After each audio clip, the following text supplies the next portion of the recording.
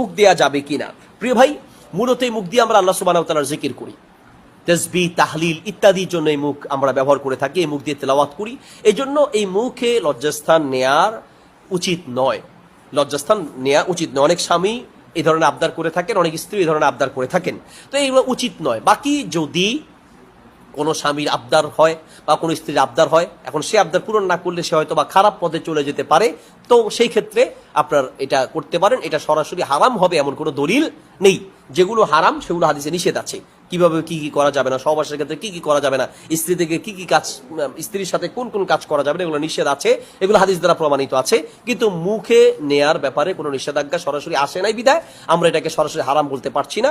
কিন্তু এই ধরনের কালচারগুলো মূলত এগুলো ইতিপূর্বে আমরা ছোটবেলায় বা আমরা আমাদের বয়স হওয়ার পরে, আমরা সাবালক হওয়ার পরে এমনটা শুনি নাই। ইদানিং এই ধরনের প্রশ্নগুলো বেশি আসছে, বোঝা যায় এই ধরনের কালচারগুলো ইদানিং শুরু হয়েছে। আর হতে পারে এগুলো